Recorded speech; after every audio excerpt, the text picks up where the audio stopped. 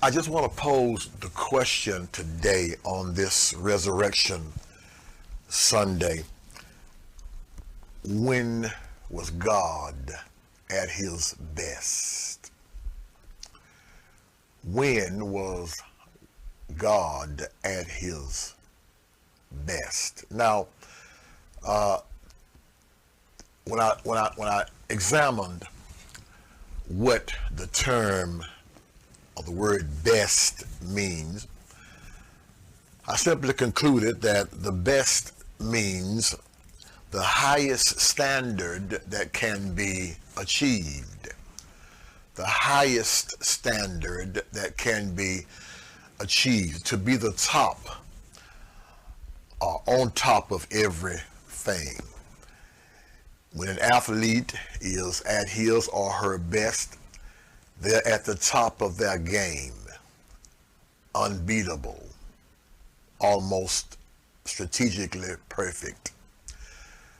When a product is at its best, it has gotten to the point where it can go no further and nothing else can be done that's better, bigger, or higher.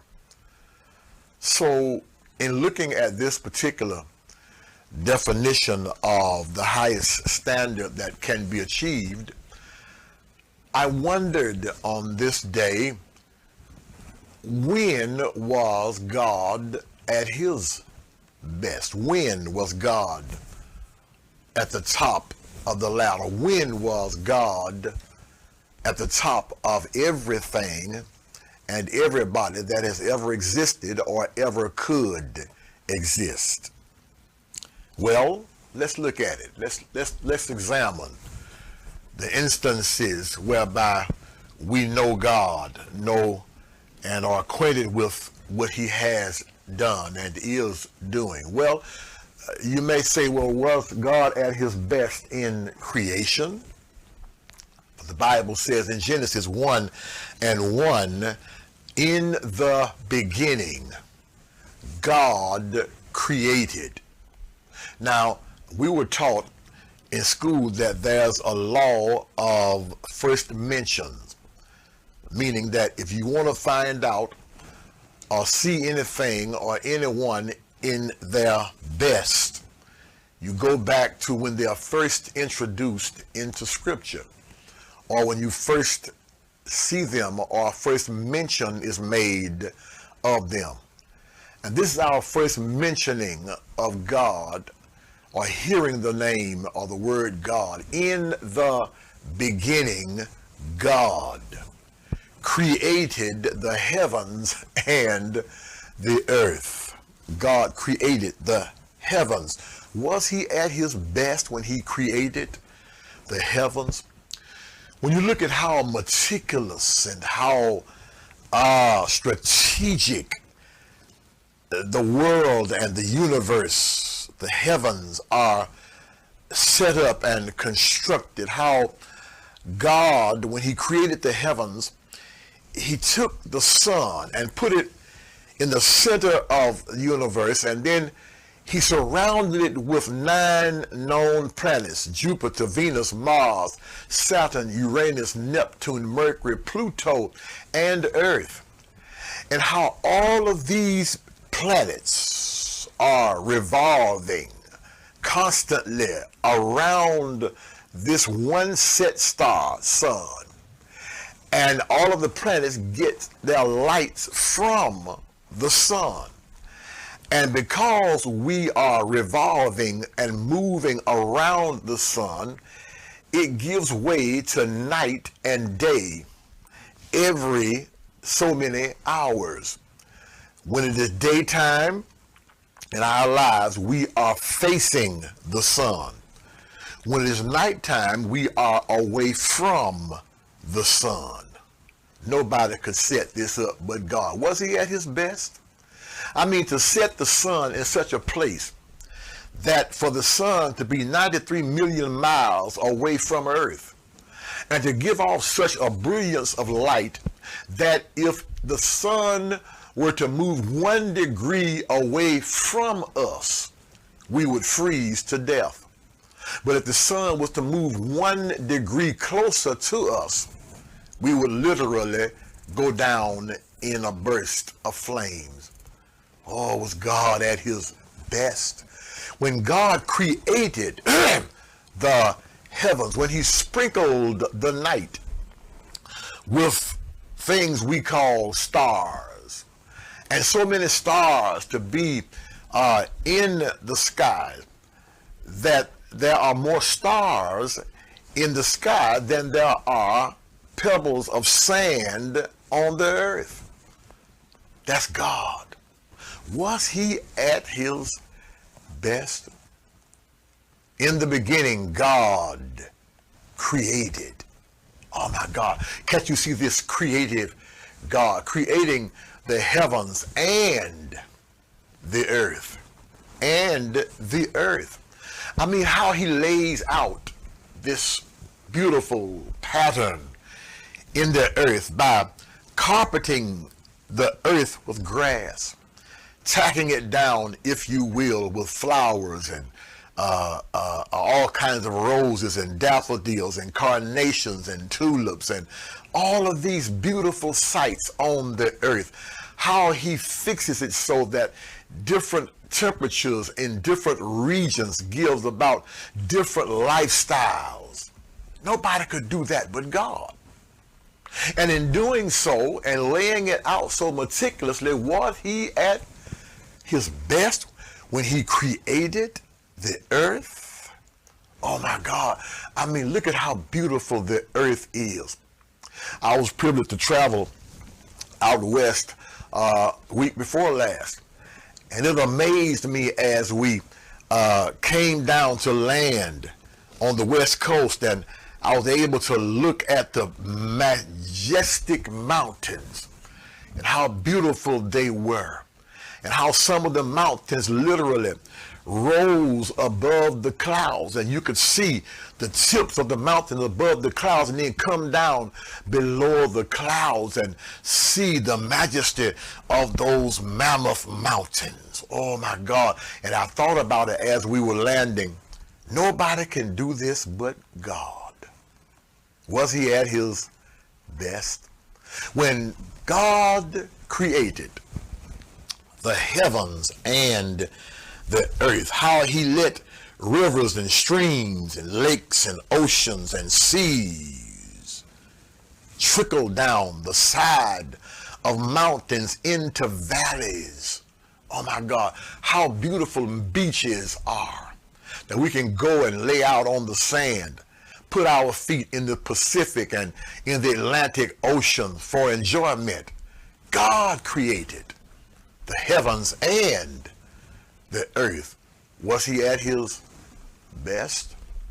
But then not only did God create the heavens and the earth in creation, in Genesis chapter 2 it talks about how God made man and woman.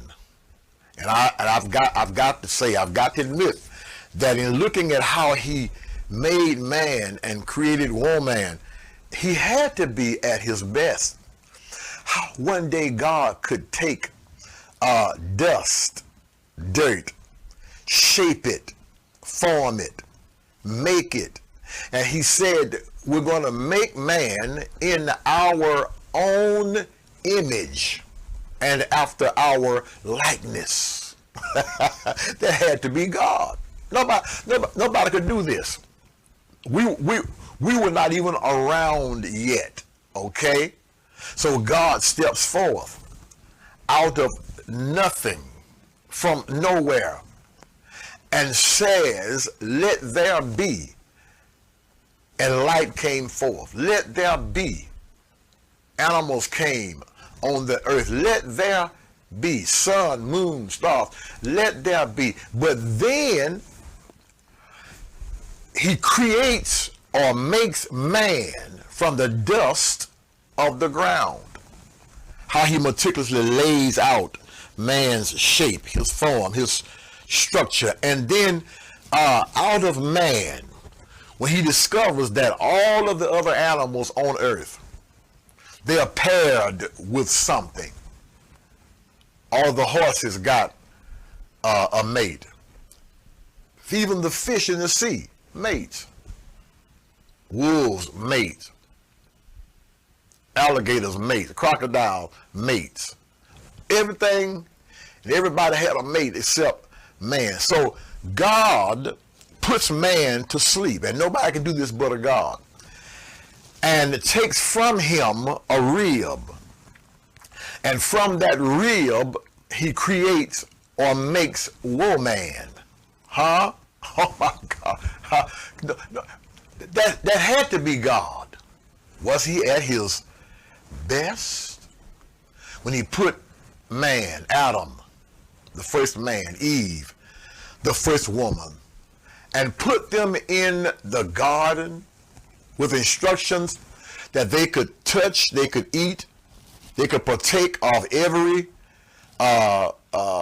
bit of fruit from any tree in the garden except the one that was in the midst or in the middle of the garden. Nobody could do this but God.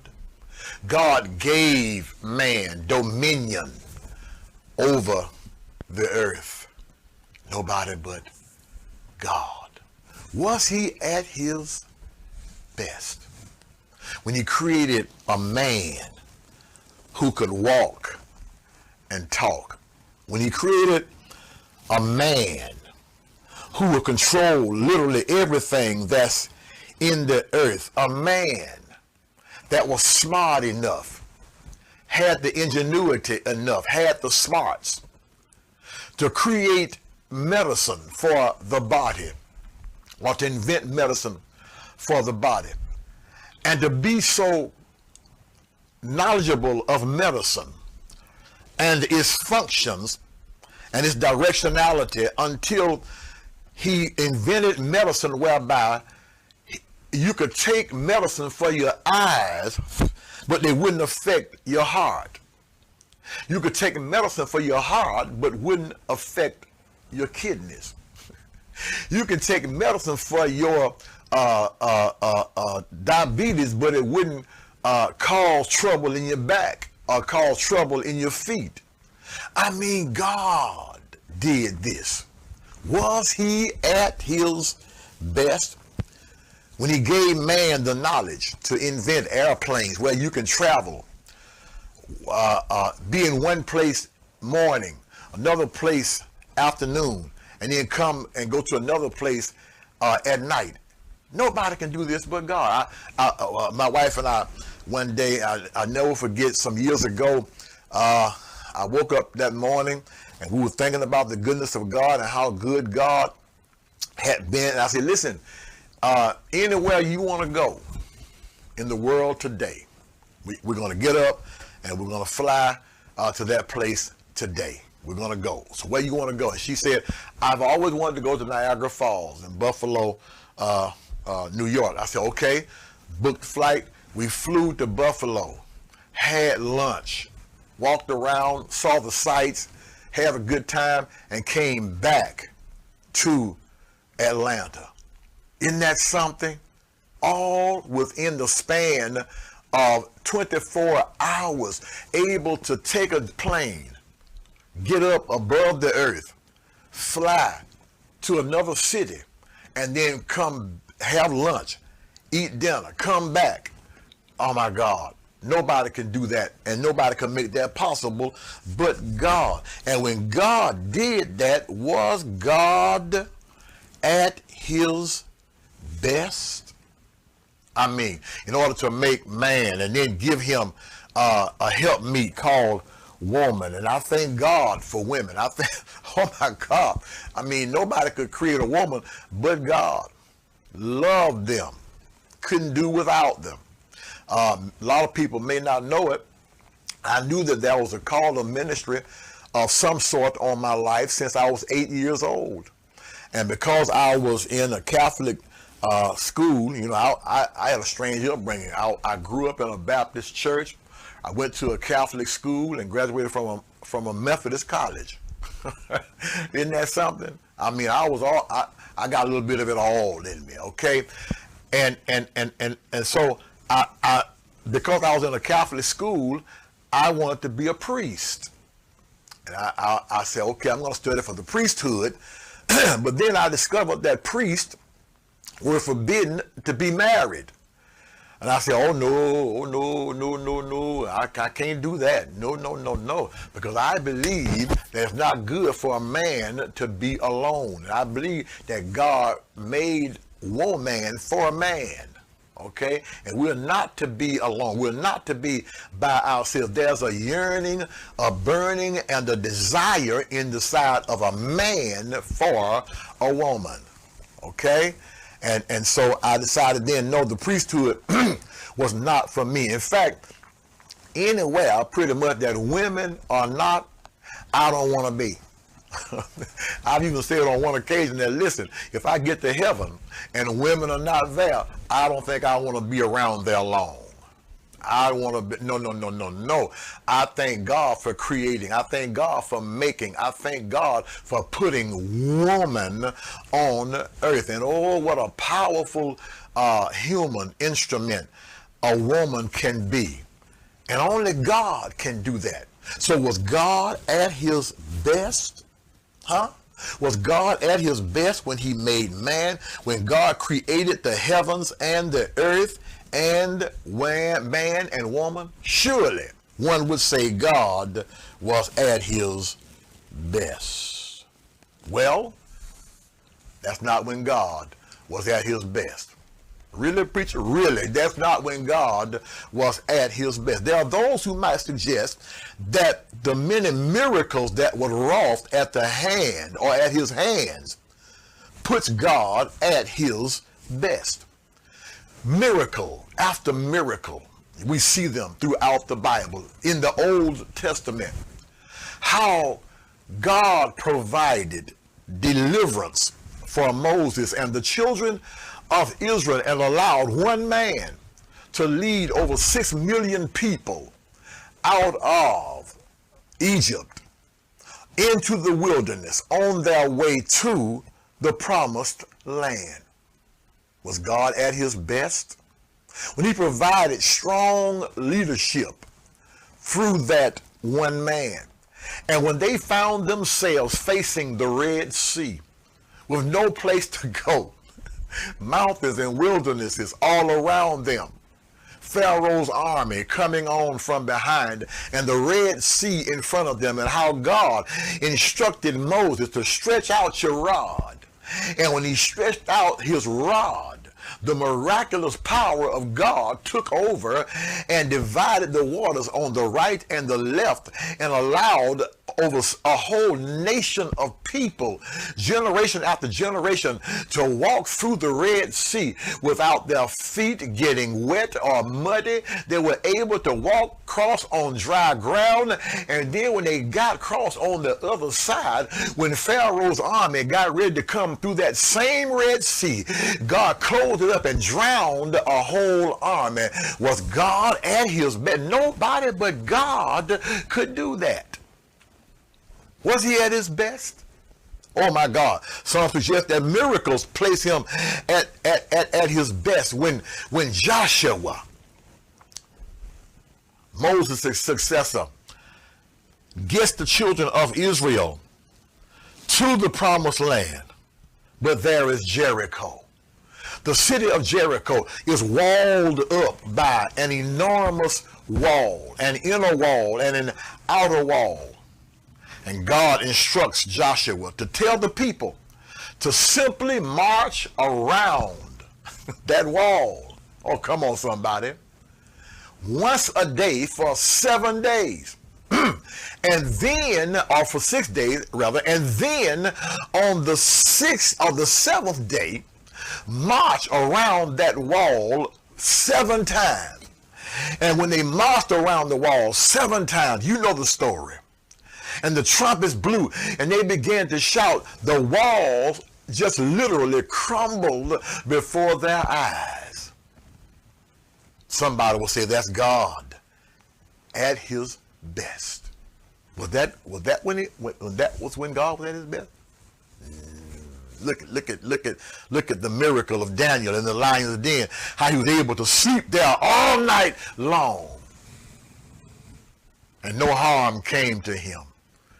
Look at Shadrach, Meshach, and Abednego, how God was with them in a fiery furnace that was heated 7 times hotter than it was supposed to be. And they stayed there all night long, and not even one hair on their head was singed. And it was so hot that the people who threw them in, they were burned to a crisp, but God preserved them and God kept them intact. In the midst of their hurt, in the midst of their harm, in the midst of their danger, that's the miraculous power of God. Was he at his best? In the New Testament, miracle after miracle, beginning with the wedding in Cana, how the wine ran out, and the laws of the wedding inquired of the mother of Jesus. They said, well, listen, they have no wine. What are we going to do? This is embarrassing. How are we going to handle this? And his mother said to them, she said, listen, whatever he tells you to do, do it. Oh my God. Isn't that something? Whatever he tells you to do. If you need a miracle in your life today, if you need something that has never happened in your life, if you need something in your life to make a way out of no way, when no way possibly can be made, whatever Jesus says do, look in his word and do it. If he says move forward, you move forward. If he says move back, you move back. If he says stand still, you stand still. But whatever he says, then do just that, and you will see and witness the ultimate miraculous power and the working of God's hand.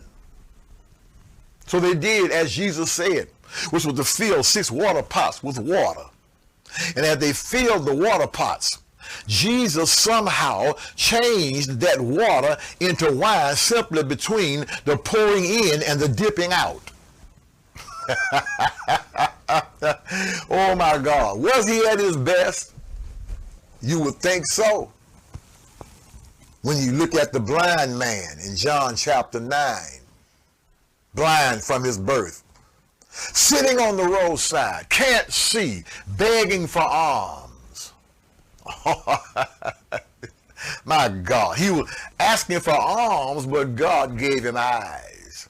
And Jesus comes down that road, sees the blind man, and spit on some dirt and rubbed it as a salve, if you will, in the blind man's eyes, and said, go wash in the pool of Siloam. And yonder he goes, stopping at go signs and going at stop signs. Yonder he goes, people laughing at him, talking about him, saying he's lost his mind, he's crazy, but he's on his way to doing what Jesus said do. He's on his way. Oh my God, was God at his best? Oh, listen, when he gets down to the pool, he washes the dirt from his eyes, and his eyes came open. Was Jesus or was God at his best? Not only in John chapter 9, but John chapter 11. Now, this got to be it. When he stands before the 4-day-old grave of Lazarus, who had died, his sister Mary, sister Martha, standing there. There's a crowd standing around, and Jesus stands before that grave and prays to his Father.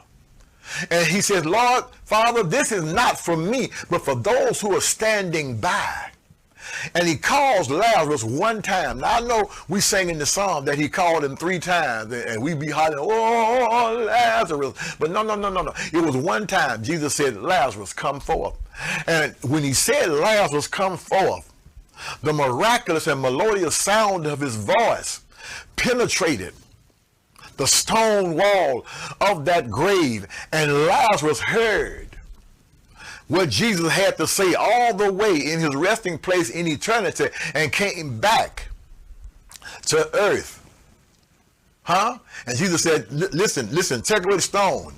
Remove the stone. You put it there, take it away. And I came to let somebody know today that, listen, you might want to move the stones you placed in the place that you call your burial, in the place that you gave up, in the place that you threw in the towel, in the place that you said that you couldn't take it anymore.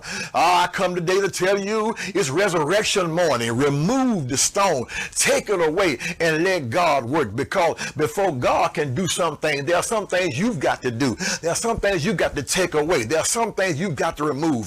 There are some things that you've got to get rid of. Remove the stone. They took the stone away. Jesus said, Lazarus, come forth, and Lazarus came forth in the grave clothes, but he came, and Jesus said, loose him and let him go. Oh my God, we can applaud that today and say, certainly that was God at his best. But that's not when God was at his best. Give me a few more minutes. I'm going somewhere because we see all these instances whereby we conclude that God is at the zenith. He is at the quintessence of his power and of his miraculous abilities. But I suggest to you that none of these things were when God was at his best. Others might suggest in order to understand God at his best, we have to look at how God looked at man. How God looked at man. Remember, in the beginning, God made man, right? And he made man, but man fell because of sin. He allowed his disobedience to God come between him and God. It put enmity between God and man. And all of a sudden, man becomes the enemy of God with no way to get back into that paradise situation that he was in the Garden of Eden. No way to get back to it. He's separated now. He's cut off from God. But look at how God looks at man. He looks at man through an eye of love and forgiveness. Love. Everybody say love. Love. He loved man so much. Watch this.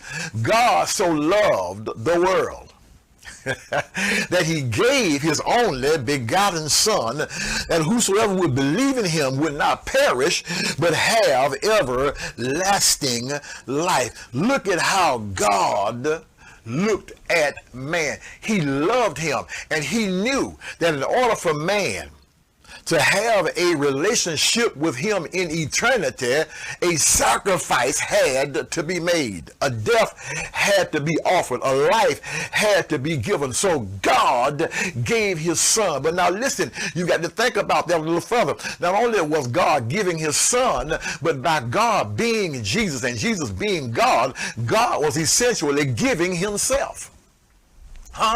He gave himself because of his love for man.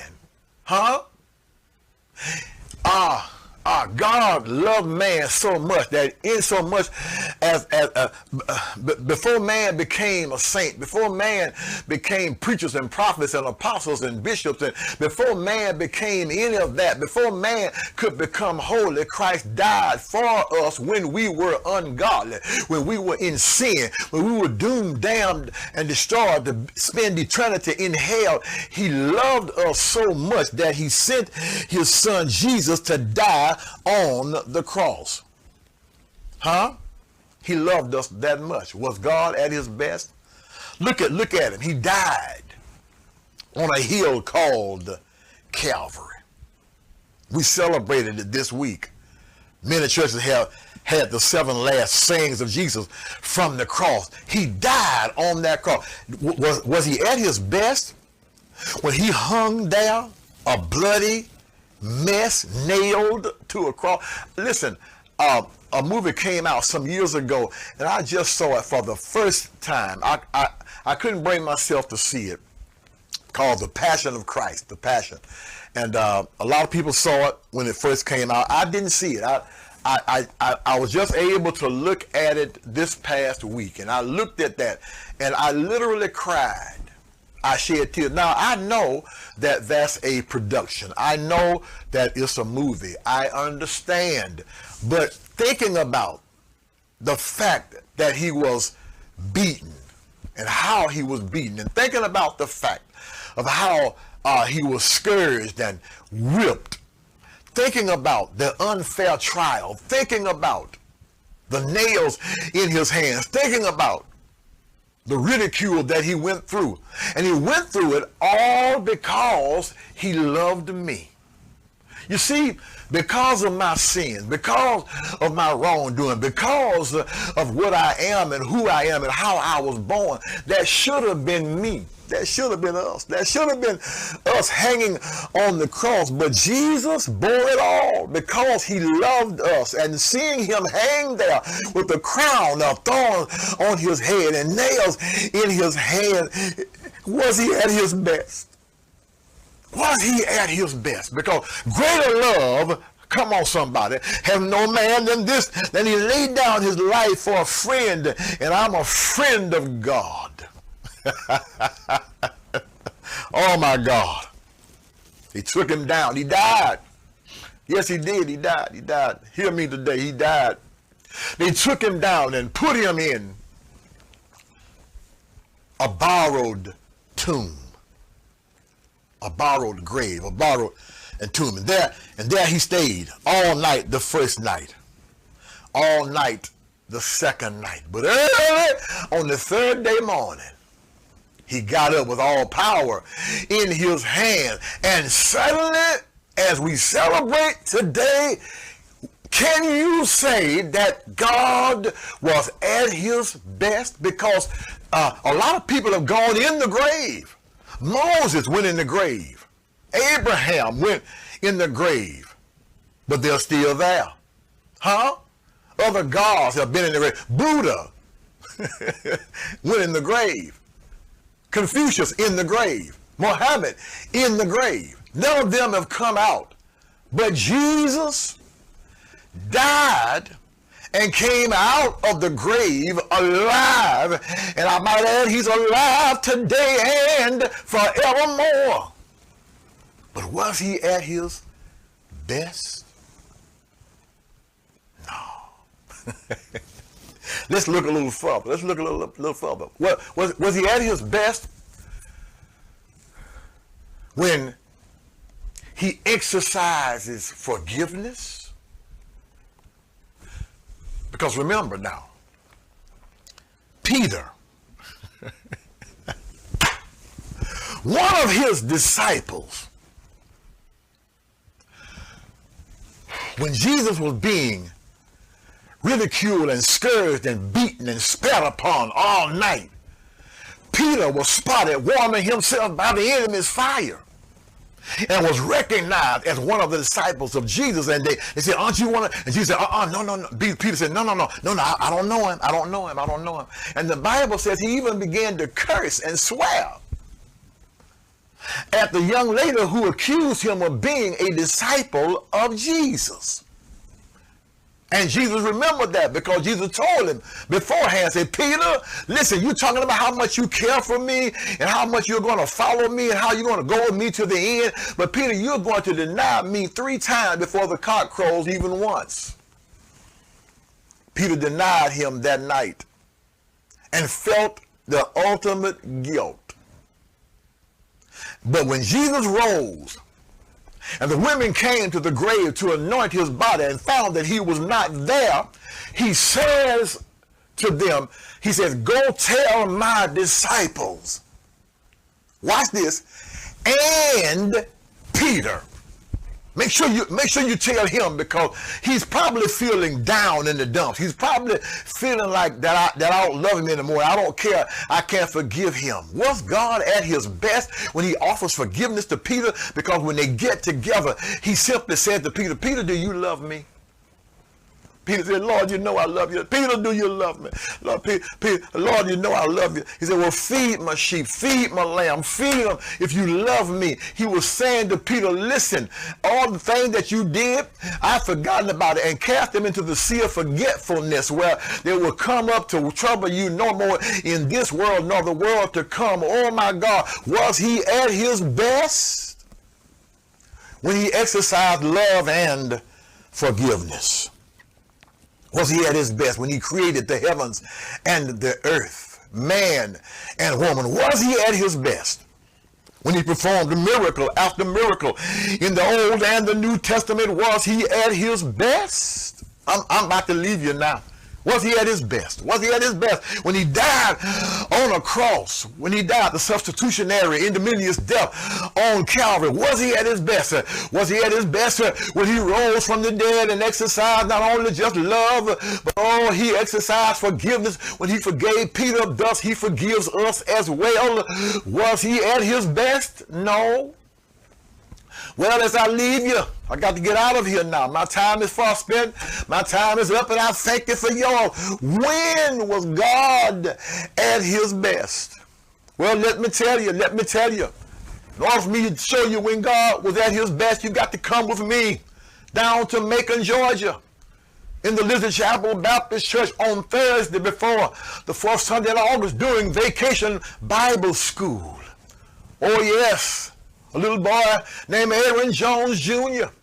was sitting there on the Mall's bench, and the invitation was extended as they normally did in Vacation Bible School. I could hear my pastor saying, "Come to Jesus today." And I will never forget the saints began to sing, "Come to Jesus. Come to Jesus. Trust him just now. Come to Jesus." I remember it like it was yesterday. Mother Ella Mae Calhoun was going down the line to all the children who were on the model's bench that day. And she would get in front of them and grab us by our shoulders and look us squarely in the eye. And she said to me, "Aaron, can't you trust him? Can't you trust him? Trust him today." I remember being a child of 8 years old, and I said yes to God that day. Oh, and that was on that day that God was at his best, when he came into my heart and saved my soul from sin. That's when God was at his best.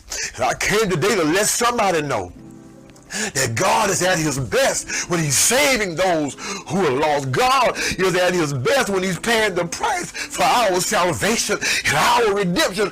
God is at his best. God is at his best when he washed all of our sins away. God is at his best. I came today to appeal to somebody to let you know that God is at his best right now, because he stands ready, knocking on the door of your heart, ready to come into your life, come into your heart. He's at his best. He's at his best. Can't you trust it? Can't you depend on him? Can't you rely on him? This resurrection morning, why don't you let him resurrect your life? Why don't you let him raise your situation from the dead? Why don't you let him get in your circumstance? Breathe new life in it. When was God at his